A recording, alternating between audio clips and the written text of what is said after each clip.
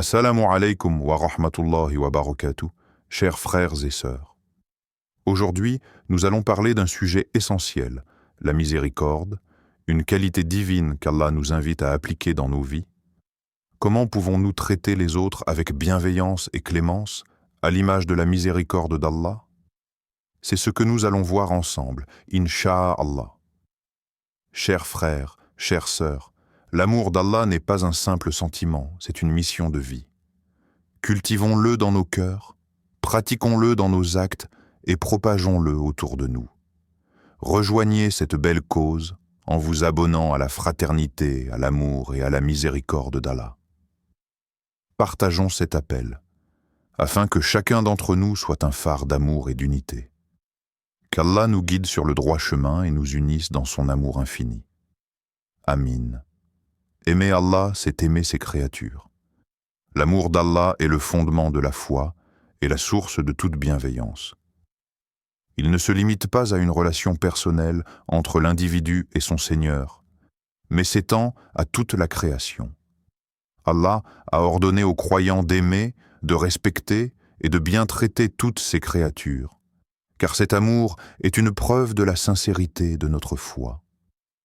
Le prophète Muhammad, paix, a dit « Nul d'entre vous ne sera véritablement croyant tant qu'il n'aimera pas pour son frère ce qu'il aime pour lui-même. » Rapporté par Bukhari et Muslim. Ce hadith illustre que l'amour authentique pour Allah doit se manifester par l'amour et la bienveillance envers les autres. Voici pourquoi et comment cet amour doit s'exprimer dans nos vies. Premier, aimer pour les autres ce que l'on souhaite pour soi-même. Une preuve d'unité. L'amour pour Allah se traduit par des actions concrètes envers nos frères et sœurs en humanité. Lorsqu'un musulman désire pour son frère ce qu'il aimerait pour lui-même, il démontre une compréhension profonde de l'union islamique. Un musulman ne peut être insensible à la souffrance de son prochain.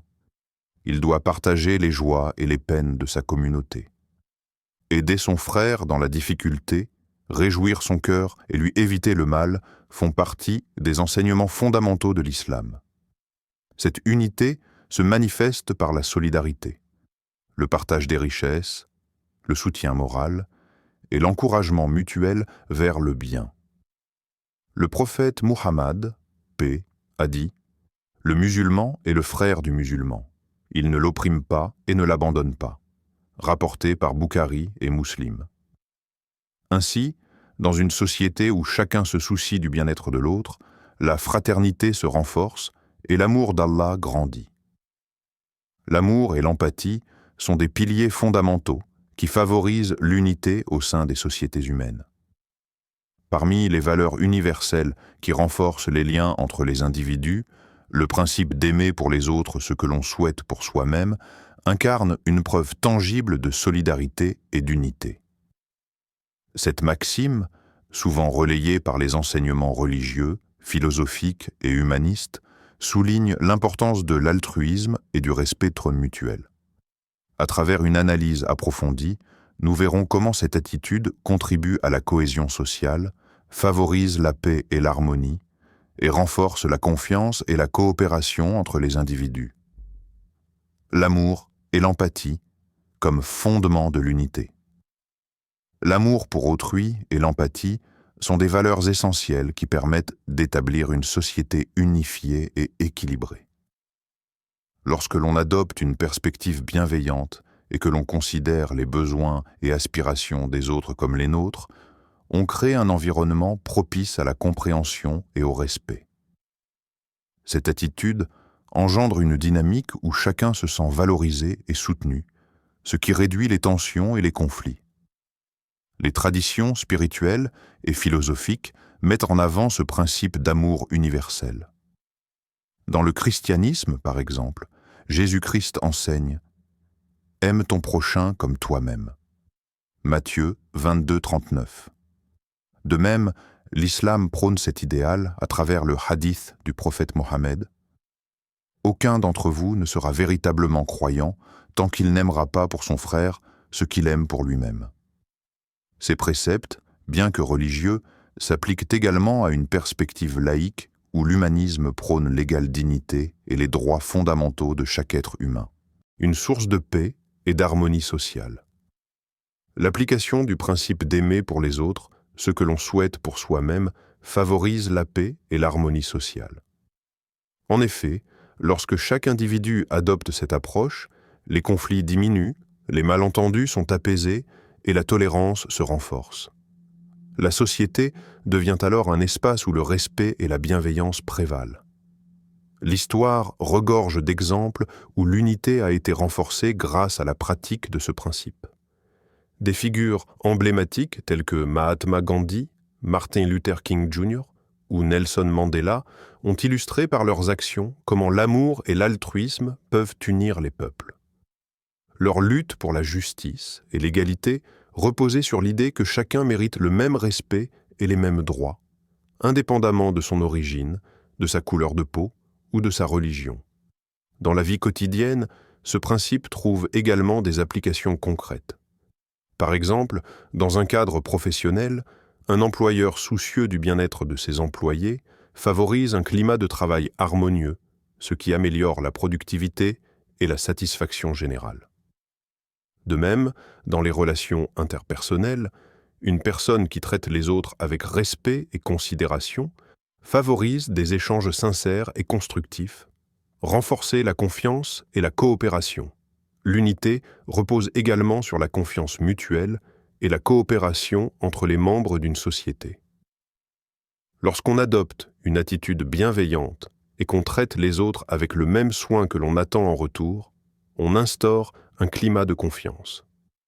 Cette confiance est essentielle pour bâtir des relations solides, qu'elles soient familiales, amicales ou professionnelles. Dans le domaine économique, par exemple, une entreprise qui prend soin de ses clients et de ses employés développe une image positive et inspire la fidélité. À plus grande échelle, les États qui pratiquent des politiques de coopération et d'entraide favorisent des relations internationales plus stables et pacifiques. Le concept de justice sociale repose également sur ce principe. Une société qui garantit l'égalité des chances et veille à la dignité de chacun renforce son unité. L'éducation, l'accès aux soins de santé et la lutte contre les discriminations sont des éléments essentiels qui permettent d'instaurer cette équité. Ainsi, aimer pour les autres ce que l'on souhaite pour soi-même se traduit par des actions concrètes visant à réduire les inégalités et à promouvoir le bien commun. Les défis et obstacles à surmonter. Malgré ces bienfaits évidents, l'application de ce principe rencontre plusieurs obstacles. L'individualisme croissant dans certaines sociétés modernes, l'égoïsme et la compétition exacerbée peuvent freiner la mise en pratique de l'altruisme. De plus, la peur de l'inconnu et les préjugés culturels ou religieux peuvent engendrer des divisions et des conflits. Il est donc essentiel de sensibiliser les individus dès leur plus jeune âge à la valeur de l'empathie et de la bienveillance. L'éducation joue un rôle clé dans l'apprentissage de ces valeurs. Encourager les enfants à se mettre à la place des autres et à comprendre leurs sentiments permet de construire une génération plus soucieuse du bien-être collectif. Aimer pour les autres ce que l'on souhaite pour soi-même est bien plus qu'un simple précepte moral. C'est un principe fondamental qui favorise l'unité, la paix et la confiance au sein des sociétés. En cultivant l'amour, l'empathie et la bienveillance, nous contribuons à bâtir un monde plus harmonieux et solidaire. Si chacun s'efforce d'adopter cette attitude au quotidien, les divisions s'atténueront et l'humanité pourra progresser vers une coexistence plus équilibrée et respectueuse. Il est donc primordial d'œuvrer individuellement et collectivement pour incarner cette valeur dans nos interactions et nos actions. Respecter et honorer chaque être humain, un devoir divin. Le respect et l'honneur envers chaque être humain ne sont pas simplement des valeurs morales, mais un devoir divin profondément ancré dans les enseignements religieux et les principes éthiques universels. Chaque individu, indépendamment de sa race, de sa religion, de son statut social ou de ses croyances, méritent d'être traités avec dignité et considération. Cette perspective transcende les différences culturelles et s'inscrit dans la reconnaissance de la valeur inhérente de chaque vie humaine. La dignité humaine dans les enseignements religieux. Dans l'islam, la dignité humaine est une valeur fondamentale. Le Coran déclare « Nous avons certes honoré les fils d'Adam » Sourate Al-Isra 17, 70. Ce verset souligne que chaque être humain est créé avec une dignité intrinsèque qui doit être respectée et préservée. Les enseignements du prophète Mohammed, paix et bénédiction sur lui, renforcent cette notion, car il a encouragé ses compagnons à traiter les autres avec respect et à faire preuve de compassion. Par exemple, il a dit « Le meilleur d'entre vous est celui qui est le meilleur envers ses familles », rapporté par Al-Tirmidhi. Ce principe souligne l'importance de la bienveillance dans nos relations interpersonnelles. Au-delà de l'islam, de nombreuses traditions religieuses et philosophiques prônent également le respect de la dignité humaine. Dans le christianisme, par exemple, l'idée que tous les êtres humains sont créés à l'image de Dieu, imago Dei, confère une valeur sacrée à chaque vie. De même, dans le judaïsme, l'enseignement de la Torah insiste sur l'importance de traiter autrui avec respect et justice. Ces valeurs partagées illustrent la nécessité de considérer chaque être humain comme un reflet du divin, méritant honneur et respect. L'universalité du respect humain. Le respect et l'honneur dus à chaque être humain transcendent les frontières culturelles et géographiques. La Déclaration universelle des droits de l'homme, adoptée par les Nations unies en 1948, affirme que tous les êtres humains naissent libres et égaux en dignité et en droit. Cette déclaration repose sur la conviction que chaque individu mérite d'être traité avec respect, indépendamment de son origine, de son sexe, de sa religion ou de son statut social. Cette vision universelle du respect humain est cruciale pour bâtir des sociétés justes et harmonieuses. Dans la pratique, cela implique de reconnaître les droits fondamentaux de chaque personne, tels que le droit à la vie, à la liberté, à la sécurité et à la dignité. Cela signifie également s'opposer à toute forme de discrimination, qu'elle soit fondée sur la race, le genre, l'orientation sexuelle, la religion ou toute autre caractéristique. En honorant les droits de chacun, nous construisons un environnement où chacun se sent valorisé et respecté, ce qui est essentiel pour une coexistence pacifique. Le respect comme fondement des relations humaines. Le respect est la pierre angulaire de toutes les relations humaines, qu'elles soient familiales, amicales, professionnelles ou communautaires. Dans le cadre familial, le respect mutuel crée un environnement propice à l'épanouissement des membres de la famille. Les parents qui traitent leurs enfants avec respect et dignité les encouragent à développer une estime de soi saine et à devenir des adultes responsables et empathiques. Dans le milieu professionnel, le respect entre collègues favorise une atmosphère de collaboration et de productivité. Lorsque chacun se sent respecté et valorisé, la créativité et l'innovation prospèrent. Les équipes qui pratiquent le respect mutuel sont souvent plus performantes et résilientes face aux défis. En outre, le respect des diversités culturelles et des différences d'opinion est essentiel pour créer un climat de confiance et de coopération. La mise en pratique du respect et de l'honneur, respecter et honorer chaque être humain demande des efforts conscients et continus. Cela commence par une attitude d'écoute et d'ouverture.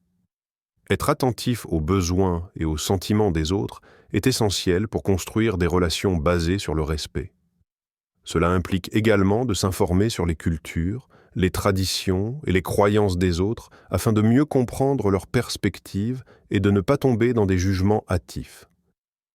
L'empathie joue un rôle crucial dans cette démarche.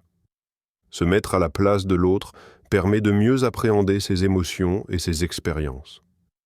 Par exemple, dans les interactions avec des personnes issues de milieux différents, Faire preuve d'empathie aide à établir des ponts et à dissiper les malentendus. Il est également important de reconnaître les contributions de chacun, qu'il s'agisse de collègues au travail, de membres de la communauté ou de personnes en difficulté. Le rôle de l'éducation dans la promotion du respect. L'éducation joue un rôle clé dans la promotion du respect et de l'honneur envers chaque être humain. Dès le plus jeune âge, il est crucial d'inculquer des valeurs de respect et de dignité. Les parents, les enseignants et les mentors doivent servir de modèle en illustrant ces valeurs dans leur interaction quotidienne. En éduquant les enfants à respecter les différences et à valoriser la diversité, nous préparons une génération future plus tolérante et respectueuse. Les programmes éducatifs qui mettent de l'accent sur l'inclusion, la diversité et le respect mutuel sont essentiels pour créer des environnements d'apprentissage positifs. Ces programmes peuvent aider à déconstruire les stéréotypes et à promouvoir une culture de la paix et de la compréhension. En apprenant à respecter les autres, les jeunes développent des compétences sociales et émotionnelles qui leur serviront tout au long de leur vie. Le respect comme engagement éthique. Respecter et honorer chaque être humain est aussi un engagement éthique. Cela implique de défendre les droits des opprimés et de s'élever contre les injustices. Le respect ne se limite pas à des interactions individuelles, mais s'étend également aux systèmes et aux structures qui influencent nos vies. En dénonçant les inégalités et en plaidant pour une justice sociale, nous honorons la dignité de chaque individu et contribuons à la construction d'un monde meilleur. Des mouvements sociaux ont émergé au fil de l'histoire pour promouvoir les droits humains et lutter contre les discriminations. Ces luttes rappellent que le respect est un devoir collectif qui exige une action collective. Que ce soit par le biais de manifestations, d'éducation ou de plaidoyer, chaque acte de respect envers les autres contribue à la création d'une société plus équitable et respectueuse. L'interdépendance de l'humanité. Le respect et l'honneur envers chaque être humain soulignent également notre interdépendance en tant qu'humanité. Chaque individu, quelles que soient ses différences, contribue à la richesse et à la diversité de notre monde. En reconnaissant la valeur de chaque vie humaine, nous renforçons les liens qui nous unissent et célébrons la beauté de notre diversité. En fin de compte, respecter et honorer chaque être humain est un devoir divin qui transcende les croyances et les cultures. Cela nous appelle à agir avec bienveillance, à écouter avec empathie et à défendre les droits de tous. Dans un monde où les tensions et les divisions peuvent souvent sembler dominantes, il est essentiel de cultiver une culture de respect et de dignité pour chaque individu, car cela est à la fois un reflet de notre humanité et un écho des valeurs divines qui nous guident. Traiter les autres avec miséricorde, comme Allah est miséricordieux. Dans l'islam, la miséricorde est l'un des attributs les plus éminents d'Allah, et elle joue un rôle central dans les interactions humaines. Le Coran nous enseigne que la miséricorde divine est incommensurable et qu'elle doit être le modèle que nous aspirons à suivre dans nos relations avec les autres. Allah, en tant que tout miséricordieux, Ar-Rahman, et très miséricordieux, Ar-Rahim, nous appelle à traiter autrui avec la même clémence et compassion qu'il nous accorde. La miséricorde divine dans le Coran. Le Coran souligne l'importance de la miséricorde à travers de nombreux versets. Par exemple, dans la sourate Al-Anfal 8:53, Allah déclare « Et cela parce qu'Allah n'a pas changé le don qu'il avait accordé à un peuple jusqu'à ce qu'il change ce qui est en eux. » Ce verset nous rappelle que la miséricorde d'Allah est conditionnelle à notre comportement et à notre volonté de nous améliorer. En d'autres termes, nous sommes appelés à nous engager dans un processus d'auto-amélioration et à faire preuve de miséricorde envers les autres, tout en espérant la miséricorde divine en retour. Un autre verset puissant se trouve dans la sourate Al-Baqarah 2,37, où Allah dit Puis Adam reçut des paroles de son Seigneur, et il se tourna vers lui. En vérité, c'est lui le tout accepte de la repentance, le miséricordieux. Ce verset souligne que même après avoir commis une faute, la miséricorde d'Allah est toujours accessible. Cela doit nous inspirer à faire preuve de tolérance et de pardon envers les erreurs des autres, car nous sommes tous des êtres imparfaits en quête de rédemption. L'exemple du prophète Mohammed. Le prophète Mohammed, paix et bénédiction sur lui, est le meilleur exemple de miséricorde humaine. Sa vie est un modèle de compassion et de pardon, et il a toujours encouragé ses compagnons à adopter ces valeurs. Dans un hadith rapporté par Abu Huraira, le prophète a dit « Celui qui n'a pas de miséricorde pour les gens, Allah n'aura pas de miséricorde pour lui. » Ce message clair nous exhorte à être miséricordieux, car notre propre miséricorde est directement liée à celle d'Allah. Une autre narration relate que le prophète, face à ceux qui l'avaient offensé, a choisi de pardonner plutôt que de se venger.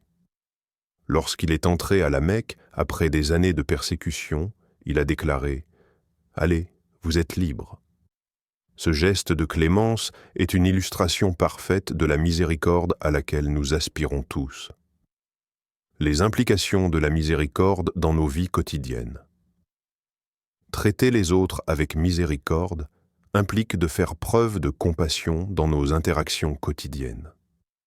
Cela peut se manifester par de simples gestes, comme écouter attentivement une personne en détresse, offrir de l'aide à quelqu'un qui en a besoin ou simplement sourire à autrui. Le prophète a dit « La miséricorde est une partie de ma communauté, et celui qui ne fait pas preuve de miséricorde ne fait pas partie de moi. » Sahih Muslim. En appliquant la miséricorde dans nos vies, nous pouvons transformer nos relations. Lorsque nous montrons de la compréhension et de la patience, même dans des situations difficiles, nous cultivons un environnement positif qui favorise la paix et l'harmonie. Allah dit dans la sourate Al-Imran, 359, « C'est par la miséricorde d'Allah que tu as été si clément envers eux. Si tu avais été rude dans le cœur, ils se seraient dispersés autour de toi. » Ce verset souligne que la miséricorde est essentielle pour maintenir des relations solides et unies. La miséricorde envers les plus vulnérables. La miséricorde doit également s'étendre aux plus vulnérables de la société, les orphelins, les pauvres, les malades et les personnes âgées. Dans la sourate Al-Duha, 33, 9 à 10, Allah dit « Et quant à l'orphelin, ne le brusque pas, et quant au demandeur, ne le repousse pas. » Ce verset nous rappelle notre devoir de prendre soin de ceux qui sont dans le besoin et de leur offrir notre soutien. Le prophète a également dit « Le meilleur d'entre vous est celui qui est le meilleur envers ses familles. » Sunan Ibn Majah. Cela signifie que notre obligation de faire preuve de miséricorde commence par ceux qui nous entourent le plus. Prendre soin de notre famille et traiter nos proches avec douceur est une forme essentielle de miséricorde. Un acte d'adoration. Enfin, traiter les autres avec miséricorde est en soi un acte d'adoration. Allah a promis que ceux qui font preuve de miséricorde seront rétribués. Dans la sourate Al-Mu'minun, 2309, il est dit « En vérité, ceux qui ont cru et accompli de bonnes œuvres, ils seront dans des jardins du délice éternel. » Cette promesse est une incitation à faire preuve de compassion et à s'engager dans des actions qui renforcent notre humanité.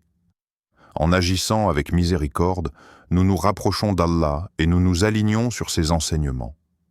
Nous faisons de notre mieux pour incarner les valeurs divines dans nos vies et dans nos interactions avec les autres, espérant ainsi recevoir sa miséricorde en retour. L'union dans l'adoration d'Allah, une finalité de l'amour divin. L'union dans l'adoration d'Allah est un principe fondamental de l'islam qui repose sur la compréhension et l'expérimentation de l'amour divin. Cet amour, qui est à la fois une source de force et d'inspiration, nous guide vers une pratique commune et collective de l'adoration, nous permettant de nous rapprocher d'Allah et d'approfondir notre connexion spirituelle avec lui et entre nous. L'adoration, une expression de l'amour divin. L'adoration, dans sa forme la plus pure, est une réponse à l'amour d'Allah pour ses créatures. Allah, dans sa bonté infinie, nous a créés avec un potentiel unique pour le connaître, l'aimer et l'adorer. Dans la sourate Al-Baqarah, de 21 à 22, Allah nous invite « Ô vous qui avez cru, adorez votre Seigneur qui vous a créé et ceux qui vous ont précédés, afin que vous atteigniez la piété. » Ce verset souligne que l'adoration n'est pas seulement un acte de soumission, mais aussi un chemin vers la réalisation de notre potentiel humain. Quand nous nous unissons dans l'adoration d'Allah, nous répondons à cet appel divin avec des cœurs pleins d'amour. La prière collective, le jeûne, le pèlerinage et d'autres formes d'adoration nous permettent d'exprimer cet amour ensemble, renforçant ainsi nos liens avec notre Créateur et entre nous. Chaque acte d'adoration est une manifestation de gratitude envers Allah pour ses bienfaits et une reconnaissance de sa majesté et de sa miséricorde. L'importance de la communauté dans l'adoration. L'union dans l'adoration se manifeste de manière particulièrement forte au sein de la communauté musulmane, ou Ummah. Les rituels collectifs, tels que la prière du vendredi, Jumu'ah, et les prières de la fête, nous rassemblent et nous rappellent que nous faisons tous partie d'une même famille spirituelle. Dans la sourate Al-Hujurat, 49-10, Allah déclare « Les croyants ne sont que des frères. » Cette fraternité est essentielle, car elle nous encourage à soutenir et à encourager les autres dans leur cheminement spirituel. Lorsque nous prions ensemble, nous expérimentons une forme d'amour et de solidarité qui transcende les différences individuelles. La prière collective n'est pas seulement un acte d'adoration, mais aussi un moyen de renforcer notre unité en tant que croyants.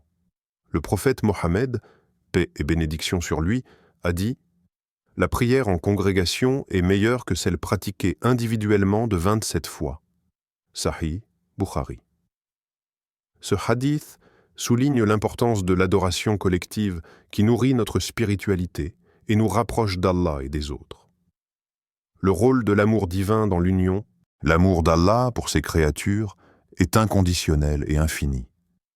Cet amour est un fondement qui nourrit notre désir d'adorer et de nous unir dans cette adoration. La compréhension de cet amour divin est essentielle pour établir une relation sincère et authentique avec Allah. En réalisant que nous sommes aimés par notre Créateur, nous sommes poussés à répondre par l'adoration, à nous engager dans des actes de dévotion et à cultiver une vie spirituelle riche. L'union dans l'adoration est également renforcée par notre amour mutuel en tant que croyants. Le prophète, paix et bénédiction sur lui, a souligné l'importance de l'amour entre les membres de la communauté, déclarant « Aucun de vous ne sera véritablement croyant tant qu'il n'aimera pas pour son frère ce qu'il aime pour lui-même. » Sahih Bukhari. Cet amour mutuel est la clé qui nous permet de nous unir dans notre adoration d'Allah et de travailler ensemble pour le bien-être de notre communauté. La mise en pratique de l'union dans l'adoration. Pour renforcer cette union, il est essentiel de créer des environnements propices à l'adoration collective. Les mosquées jouent un rôle central dans ce processus, en tant que lieu de prière, d'enseignement et de rassemblement. Elles deviennent des espaces où les croyants peuvent se réunir pour prier, apprendre et se soutenir mutuellement. Les activités communautaires, telles que les cours de religion, les cercles de dhikr, rappel d'Allah, et les œuvres caritatives renforcent également les liens entre les membres de la communauté. De plus, l'union dans l'adoration doit être pratiquée au-delà des murs de la mosquée. Les interactions quotidiennes entre les membres de la communauté, telles que le soutien mutuel, la bienveillance et la compassion, sont autant de moyens de cultiver un sentiment d'unité. Dans la sourate Al-Maïda 5.2, Allah nous rappelle « Et entraidez-vous dans la bonté et la piété, et ne vous entraidez pas dans le péché et l'agression. Ce verset souligne l'importance de la solidarité et du soutien mutuel dans la poursuite d'une vie d'adoration. Les fruits de l'union dans l'adoration. L'union dans l'adoration engendre des fruits spirituels et communautaires précieux. Elle nous permet de partager nos joies et nos peines, de célébrer les moments heureux et de trouver du réconfort dans les moments difficiles. Cette solidarité crée un climat de confiance et d'ouverture, où chacun se sent soutenu et valorisé dans son cheminement spirituel. En nous unissant dans l'adoration d'Allah, nous renforçons également notre foi. La pratique collective nous rappelle l'importance de la communauté dans notre vie spirituelle et nous encourage à persévérer dans notre dévotion. Le soutien mutuel et les encouragements renforcent notre engagement envers nos pratiques religieuses et nous aident à surmonter les obstacles qui se présentent à nous. L'union dans l'adoration d'Allah est ainsi une expression profonde de l'amour divin, une voie vers la réalisation de notre potentiel spirituel et une fondation pour une communauté unie et prospère. En cultivant cette union, nous répondons à l'appel d'Allah à l'adorer et à vivre en harmonie les uns avec les autres. Allah a créé l'humanité pour l'adorer, et cette adoration est un puissant facteur d'unité parmi les croyants. Les actes d'adoration renforcent les liens. La prière en groupe, le jeûne de Ramadan, le Hajj et toutes les obligations religieuses créent une unité fondée sur la foi. L'amour d'Allah transcende les différences. Les croyants, quelle que soit leur nationalité, leur culture ou leur statut, sont unis par la même foi et la même quête de la proximité divine. Servir Allah ensemble pour établir la justice, une communauté forte est celle qui s'unit pour ériger le bien et combattre l'injustice. L'amour d'Allah est le ciment qui unit les croyants, les guide vers la bienveillance et les pousse à agir avec justice et compassion. Plus nous nous rapprochons d'Allah, plus notre unité se renforce. Que notre amour pour Allah nous pousse à être des serviteurs sincères et solidaires, œuvrant ensemble pour sa satisfaction et pour le bien de l'humanité. Ô Allah, unis nos cœurs dans ton amour, fais de nous des serviteurs bienfaisants et accorde-nous la fraternité sincère en cette vie et dans l'au-delà. Amin. Traitez les autres avec miséricorde comme Allah est miséricordieux. La miséricorde est l'une des plus grandes manifestations de la noblesse humaine. Elle est un reflet de la compassion divine et une voie vers l'unité et l'harmonie dans la société. Dans l'islam, Allah est souvent décrit comme Ar-Rahman, le tout miséricordieux, et Ar-Rahim, le très miséricordieux. Et ces attributs rappellent aux croyants l'importance de la clémence et du pardon dans leur relation avec les autres. Ainsi, traiter les autres avec miséricorde, à l'image de la miséricorde divine, est une qualité précieuse qui rapproche de la sagesse, de l'amour et de l'harmonie. Troisième, s'unir dans l'adoration et le rappel d'Allah. L'adoration collective renforce l'unité et le lien spirituel entre les croyants. La prière en groupe, le jeûne du Ramadan, le pèlerinage et les autres actes d'adoration rapprochent donc les cœurs et renforcent la fraternité. Allah dit « Ceux qui croient et accomplissent de bonnes œuvres, s'acquittent de la prière et donnent la zakat, auront certes leur récompense auprès de leur Seigneur. » Sourate 2, verset 277. Priez ensemble à la mosquée et renforcez les liens communautaires. Encouragez les rassemblements pour le rappel d'Allah et l'apprentissage de la religion. Multipliez les œuvres pieuses pour attirer la miséricorde d'Allah. Lorsque l'adoration est collective, elle devient une source d'encouragement et de motivation pour chacun. Et elle renforce l'unité des croyants.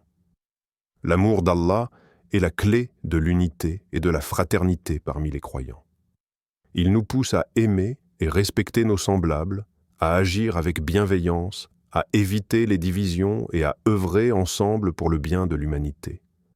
Lorsqu'un individu place Allah au centre de sa vie, il devient naturellement un acteur du bien, un soutien pour sa communauté et un ambassadeur des valeurs islamiques. Notre monde a besoin de cette unité, de cette solidarité et de cet amour fraternel. Si chaque musulman s'engage sincèrement à suivre cette voie, alors nous verrons une société plus juste, plus paisible et plus prospère. Que chacun de nous prenne l'engagement aujourd'hui d'être un facteur d'unité et de bienveillance, et qu'Allah nous guide sur le droit chemin. Ô Allah, toi qui es le miséricordieux et le sage, unis nos cœurs dans ton amour et raffermis nos liens dans la foi. Éloigne de nous la division, la jalousie et l'injustice.